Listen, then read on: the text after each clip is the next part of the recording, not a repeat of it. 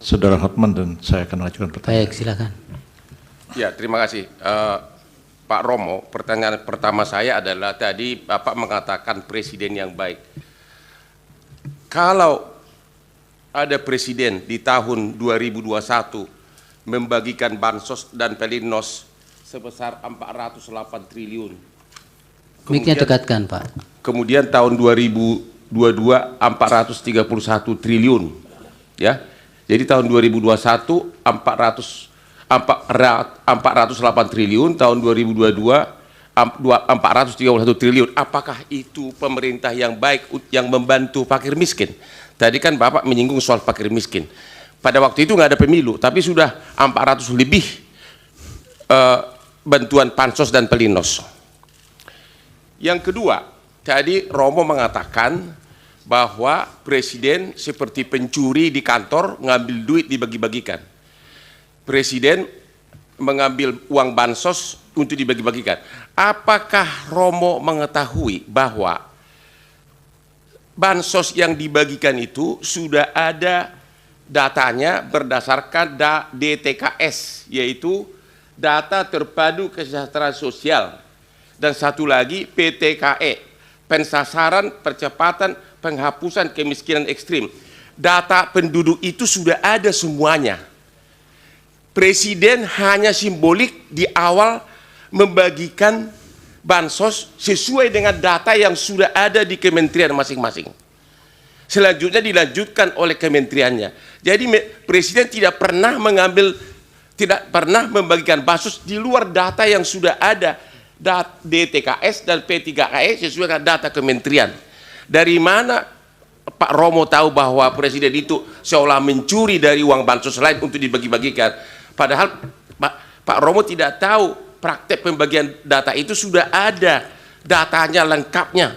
Data lengkapnya yaitu namanya KPM, keluarga penerima manfaat. Namanya semua ada di situ. Mohon izin majelis karena ahli bukan ahli bansos atau... Ya, sudah tadi pertanyaan, sudah pertanyaan saya. Pertanyaan Pak Hotman yang kedua juga sudah bisa ditangkap, Pak. Ya, karena tadi jangan kan diulang-ulang. Beliau mengatakan presiden seolah-olah pencuri mengambil uang untuk bansos, makanya saya tanya, itu dia tidak ambil tapi ada datanya semua. Iya, sudah. Terima Itu kan kasih. Ya, baik. Dari Prof. Yusril. Terima kasih Yang Mulia. Saudara ahli, kita paham dalam filsafat bahwa etik adalah filsafat tentang moral, filsafat tentang praksis manusia. Apa yang dikatakan Immanuel Kant, du sollst nicht, apa yang harus, apa yang wajib, apa yang tidak wajib. Kan mengatakan bahwa norma-norma moral semacam itu tidak dibentuk oleh manusia, oleh satu lembaga atau negara atau apapun, tapi sesuatu yang lahir dari konsen manusia, dan karena itu dia tahu mana yang salah, mana yang benar, mana yang baik, mana yang buruk. Kalau kita mengikuti filsafat semacam itu, kita sampai pada kesimpulan bahwa norma etik sebenarnya lebih tinggi daripada norma hukum. Bukankah Aquinas mengatakan bahwa norma hukum yang bertentangan dengan norma moral tidak pantas dianggap sebagai suatu norma hukum? Itu dalam semua teologi yang tentu Romo lebih paham daripada saya. Pertanyaannya, pada sisi lain kita mengenal teori tentang hierarki perundang-undangan, hierarki norma di dalam hukum itu sendiri.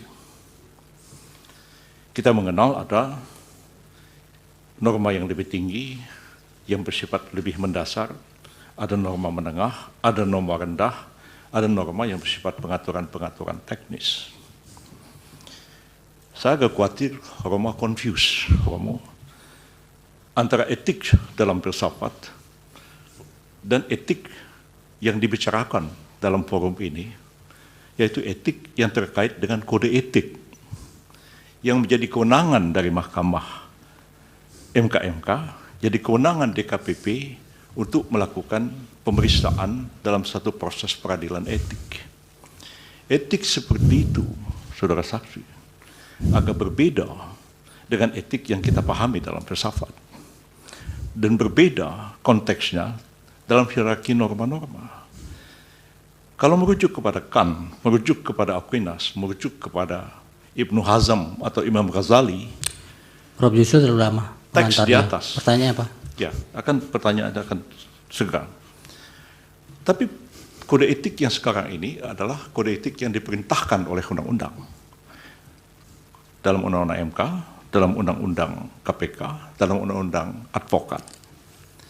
Dan itulah yang diadili, yang dijadikan dasar mengadili pelanggaran kode etik. Bukan pelanggaran kode etik seperti yang dipahami oleh Immanuel Kant dan Thomas Aquinas. Apakah Roma bisa membedakan antara norma dalam filsafat, norma etik dalam filsafat, dan norma etik dalam pengertian norma etik yang dibentuk atas perintah satu undang-undang yang kedudukannya tidak akan mungkin lebih tinggi daripada undang-undang itu sendiri. Persoalannya adalah apakah pelanggaran etik dari filsafat membawa implikasi kepada penyelenggaraan negara harus begini seperti yang Romo katakan, ataukah pelanggaran kode etik sebagai code of conduct di dalam norma etik yang dijadikan dasar keputusan DKPP dan MKMK, apakah itu akan menggeser satu keputusan yang didasarkan atas norma undang-undang? Mohon Romo jelaskan persoalan ini. Baik, dari Bawaslu ada pertanyaan? Dari Hakim yang mulia Prof. Arief, silakan Prof. Baik, terima kasih Yang Mulia Ketua.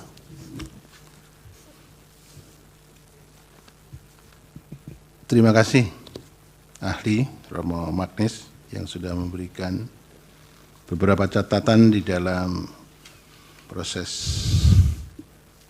penyelesaian PHPU Pilpres di Mahkamah Konstitusi. Sebetulnya banyak yang akan saya sampaikan, tapi kalau terlalu banyak kita berdiskusi kayaknya tidak elok ya. Maka saya singkat-singkat saja begini. Indonesia itu adalah negara yang mempunyai karakter tersendiri, baik dalam berhukum maupun berdemokrasi. Karakter itu melekat pada ideologi yang dipilih oleh bangsa Indonesia. Sehingga hukum dan demokrasi di Indonesia saya sebut berkarakter Pancasila. Itu yang pertama. Kemudian karena itu, maka di Indonesia secara semestinya dan solen itu harus dijunjung tinggi rule of law sekaligus rule of ethic. Saya juga teringat kemudian ada semacam pepatah begini, law without ethic, kemudian ethic without religion. Nah sekarang kaitannya dengan persoalan konkret. Bagaimana berhukum dan berdemokrasi di Indonesia dengan acuan-acuan ideologi dan filsafati yang demikian ini. Terima kasih Romo. Silakan Romo dijawab. Terima kasih. Pertama, mohon perhatian bahwa otak saya berumur 87 tahun. Berarti belum tentu saya Ya, semaksimalnya Romo masih bisa. ingat semua pertanyaannya. Kalau saya mulai dari belakang, tentu saja bagi Indonesia etika, kesadaran akan nilai sejak permulaan merupakan salah satu unsur yang mempersatukan suatu masyarakat yang amat majemuk. Mulai dari penolakan penjajahan, dari persatuan perasaan kita satu bangsa, dari kesediaan saling menghormati dalam Pancasila. Jadi etika memang amat penting dan tentu juga harus terlaksanakan dalam rangka hukum. Lalu pertanyaan, apakah ada perbedaan antara etika dan etika di dalam rangka hukum? Tentu saja tidak. Tetapi suatu ketentuan etis yang tidak dirumuskan dalam hukum memang tidak bisa ditindak oleh yudikatif, oleh para hakim sistem yudikatif suatu negara itu. Itu menjadi unsur untuk menilai, unsur bagaimana kualitas seseorang atau juga suatu lembaga dinilai. Dibantu kalau suatu bidang merumuskan kode etik. Karena lalu kode etik itu merumuskan dalam poin-poin yang relevan hal-hal yang perlu diperhatikan. Jadi memang pelaksanaan para hakim dalam sistem yudikatif mesti atas dasar undang-undang. Di situ muncul pertanyaan yang di Jerman muncul keras sesudah runtuhnya Hitler. Apakah hakim boleh mendasarkan diri pada suatu ketentuan hukum yang harusnya diketahui ya. Tidak berarti ada susunan resmi tidak boleh dipakai. Ada hakim yang sesudah Perang Dunia Kedua dihukum karena menjatuhkan vonis atas dasar hukum yang berlaku, misalnya hukuman mati. Jadi masalah hukum kodrat itu sudah over. Sekurang-kurangnya kita mempunyai hak-hak asasi manusia yang sekarang juga ada dalam undang-undang dasar kita. Diharapkan bahwa disadari bahwa etika tidak boleh dilanggar. Bagaimana itu masuk dalam hukum, ini oleh ahli etika tentu tidak bisa dikatakan.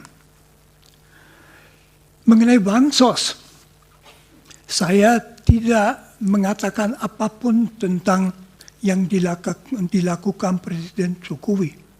Saya melakukan kalau seorang presiden yang sebetulnya tidak mengurus langsung kementerian, mengambil bansos yang sudah disediakan di situ untuk kepentingan politiknya, maka itu pencurian. Apakah itu terjadi di Indonesia? Bukan urusan saya bukan ahli mengenai hal-hal itu. Saya hanya melihat kasus secara teoritis. Tetapi misalnya kalau dibagikan tanpa memperhatikan bahwa itu untuk para fakir miskin, ya itu saja sudah susah. Lalu mengenai dampak kalau pernyataan pelanggaran etika oleh mahkamah majelis kehormatan diabaikan. Tentu saja itu memberi kesan bahwa asal ada kekuasaan, maka bukan hanya etika tetapi juga hukum tidak perlu diperhatikan. Jadi penguasa bisa mengatakan abaikan saja. Itu dengan sendirinya memperlemah sekali struktur negara seperti negara hukum. Indonesia itu adalah negara hukum dan mengabaikan pernyataan bahwa suatu keputusan merupakan pelanggaran etika yang berat. Saya dari sudut etika hanya bisa mengatakan merupakan sendiri pelanggaran etika yang berat. Dan kalau masyarakat mengalami bahwa etika secara berat bisa dilanggar demi suatu tujuan politik, dengan sendirinya faham mengenai penguasa yang melakukan itu akan turun, akan ditaati karena dia berkuasa, tidak